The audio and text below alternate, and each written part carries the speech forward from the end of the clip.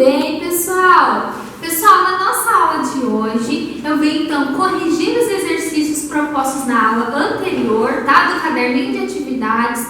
E a gente vai fazer uma revisãozinha, tá? De todo o conteúdo que nós trabalhamos juntos, tá? Pra gente iniciar então um novo capítulo do segundo bimestre, certo? Pessoal, então abram lá a apostilinha, caderno de atividades, página 12, tá? Vou corrigir com vocês. Exercício 21. Ele diz assim: preencha as lacunas com as expressões do quadro, né? Nesse quadrinho roxinho aí que ele disponibilizou, que completam corretamente cada frase. Frase A: no ocorre o dia mais longo do ano. Pessoal, o dia mais longo, ele acaba sendo no verão. E qual a alternativa que a gente tem aí que nós podemos empregar, que traz a palavrinha verão? Solstício de verão, né? Então, aí na A vai ficar: no solstício de verão ocorre o dia mais longo do ano. B: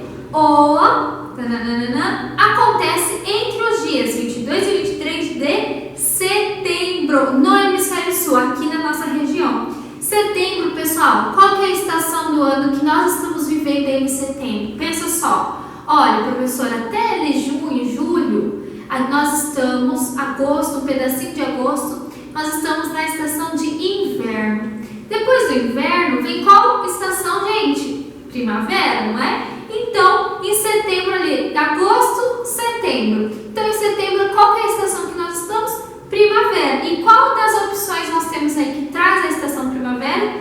Equinócio de primavera, tá? Então, na B vai ficar: o equinócio de primavera acontece entre os dias 22 e 23, tá? C: ocorre o dia mais curto do ano, ou seja, o dia mais curto, a noite é mais longa. E em qual estação que isso ocorre? Inverno, gente, acertou. Então, qual a opção que nós temos aí para ser? Solstício de inverno. Portanto, vai ficar: no solstício de inverno ocorre o dia mais curto do ano. Finalizando, então, a D vai ficar: a partir do equinócio de outono, as horas de luz vão diminuindo gradativamente, certo? A 22. A 22, pessoal, é um caça-palavras, né, para vocês se divertirem. E ele está pedindo para que nós possamos encontrar as fases da Lua. Quais são essas? Crescente, nova, minguante e cheia, tá? Então, são essas quatro que vocês tinham que encontrar aí. Questão 23. O alinhamento dos astros é um fenômeno importante para a astronomia. Exemplo deste fenômeno é a ocorrência dos eclipses solar e lunar, estudados nesse capítulo, certo? Nós já vimos isso.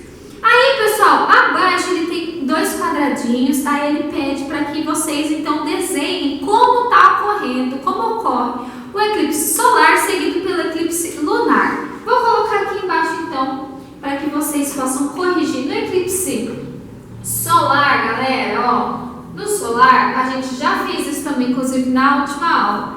Nós temos o Sol aqui. E quem está aqui no meio, gente, fazendo sombra? A Lua, né? E em seguida da Terra, tá? Então, ele está nesse sentido.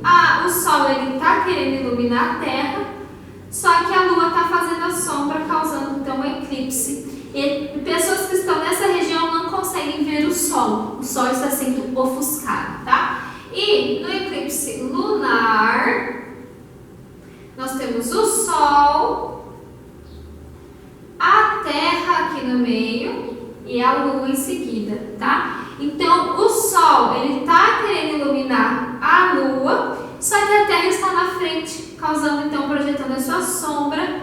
E quem está, então, nessa região aqui não vai conseguir ver a Lua, tá? Por conta, então, da sombra, tá certo? Então, é nessa posição aqui. Bem rapidinho, bem simplesinho, mostrei aqui, só para vocês terem uma ideia, tá? Beleza? Vamos para a próxima questão, lá da página 13. Lá na página 13, ele traz a questão 24 com uma imagem gigante, linda, aí, mostrando para nós, né? Então, a posição que a Terra se encontra, os equinócios, os solstícios e o movimento de translação, né? E ele fala assim, ele dá algumas alternativas e ele quer que nós possamos assinalar as corretas, inclinação da Terra em relação à sua órbita gera as estações do ano? Verdade, né, gente? A inclinação da Terra que permite a estação de verão, outono, inverno e primavera, certo? 2. Os hemisférios são iluminados de forma igual nos equinócios? Verdadeiro, gente. Nos equinócios, os dias são iguais, são iluminados de forma igual aos dois hemisférios, né? Diferente do solstício, que vai ser iluminado de forma diferente em cada hemisfério. 3. Os hemisférios têm insolações diferentes, marcando o início do verão e do inverno no solstício. É justamente isso que eu acabei de falar. Como no solstício a iluminação dos hemisférios são diferentes, a gente consegue definir essas duas estações, verão em um hemisfério e inverno no outro. Por isso que esse momento que nós estamos vivendo, que está inverno aqui no Brasil, no hemisfério sul, lá nos Estados Unidos, que é o hemisfério norte, está verão, tá certo? Lá está calor, lá eles estão vivendo de short, camiseta, enquanto a gente aqui está, né, de blusa, de cachecol. E 4. A cada 3.000 anos, as estações se invertem no hemisfério? Sim, pessoal, porque metade de 26.000 anos, que é o movimento total de precessão, é 13.000, certo? Então, ele vai 13.000 anos, depois ele volta mais 13.000 anos, 26.000, então está correta. Qual a alternativa? Então, a alternativa A. Todas as afirmativas estão corretas, beleza? E por fim, galerinha, questão 25. Sobre o fenômeno dos eclipses solar e lunar, marque verdadeiro ou falso. A. Durante o eclipse solar, a Lua impede a passagem dos raios solares. O eclipse solar, a Lua impede a passagem dos raios solares, tá? Transformando o dia em noite em todas as partes do planeta? Falso, gente. Porque, como eu mostrei para vocês no desenho, uma parte apenas do planeta consegue ver eclipse total, né? As outras conseguem ver, às vezes, parcial. É o que a gente ouve falar, às vezes, no jornal: tal dia vai ter eclipse, que poderá ser visto em tal região. Nos Estados Unidos, no Japão, aqui no Brasil, às vezes não dá para ver, tá? Então, não é todo mundo, não é todo o planeta que consegue ver determinados tipos de eclipse, tá? Então, a A é falsa. B. Durante o eclipse solar, a região do planeta que se localiza na penumbra tem a menor luminosidade? Pessoal, nessa questão também é falsa. Por quê? O eclipse solar é total na região de sombra e parcial na região de penumbra, beleza? Questão C. O eclipse solar é visto durante a noite? Gente, ele é possível ver durante a noite em uma parte, à noite nós estamos, por exemplo, o eclipse solar está acontecendo numa determinada região, né? Aqui na nossa região é dia, no outro lugar é noite. Então sim, a gente consegue ver, consegue ser visto à noite, certo? Então ela parece ser meio controversa, né? Mas essa C, ela é verdadeira, tudo bem? D. Durante o eclipse lunar, a Lua fica completamente invisível, pois está coberta pela Terra, que impede a passagem dos raios solares? Falso, né, gente? Porque em determinadas regiões a gente consegue ver eclipse total e em outras regiões é parcial, então ela não fica invisível completamente para todas as regiões do planeta, tá?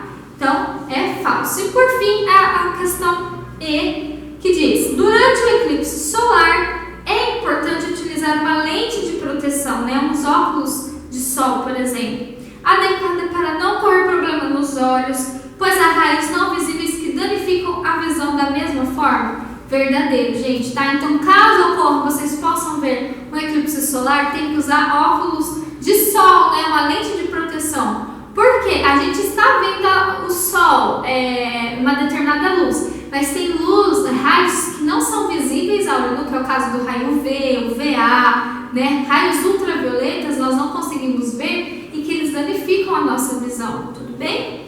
Pessoal, então sobre as questões, era isso? Agora a gente vai fazer uma revisão, uma retomada do conteúdo, tá? Que nós já trabalhamos, então nós só vamos retomar. E o primeiro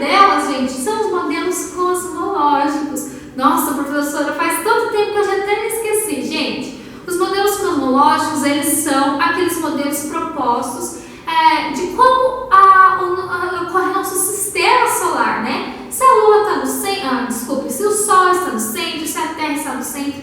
Lembra que a gente viu que o modelo que surgiu e perpetuou por cerca de 1.500 anos foi um modelo geocêntrico, que eles imaginavam que a Terra estava no centro do universo e todos os outros astros estavam rodando ao nosso redor. Hoje a gente sabe que isso não ocorre, é um modelo heliocêntrico, então, né, onde o Sol está no centro do sistema, né, solar e nós, a Terra, como os outros planetas, estão rodeando então essa estrela, tudo bem?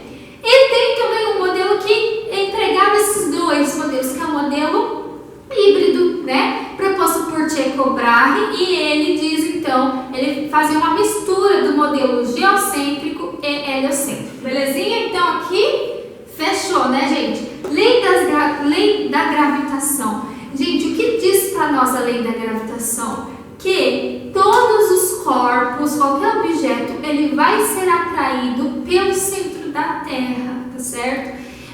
Com a mesma força. Então, se eu pegar essa caneta, ou se eu pegasse aqui um celular, se eu pegar um tijolo, tá? Ou um objeto que tem menor massa, um objeto que tem maior massa, né? Mais pesado, mais leve, e nós soltarmos, ambos estão sendo atraídos pelo centro da Terra com a mesma força que é a força da gravitação. Isso é uma lei. E a força, ela é de 10 metros por segundo ao quadrado, né? Arredondado ali. Beleza? Gente, então aqui fechou. Nós entramos aí nas leis de Kepler, né? Que são 3 no total. A lei das elipses, né? Que diz que o planeta Terra, os planetas, eles giram ao redor da estrela, que é o Sol, no formato de uma elipse. Nós temos a segunda lei, que é a lei das áreas, né? Então, quando o planeta está circundando então, a estrela, tem um momento que ele percorre um maior espaço, um momento que ele percorre um menor espaço, o afélio e o periélio. E eles percorrem esses espaços diferentes em mesmo tempo, tá?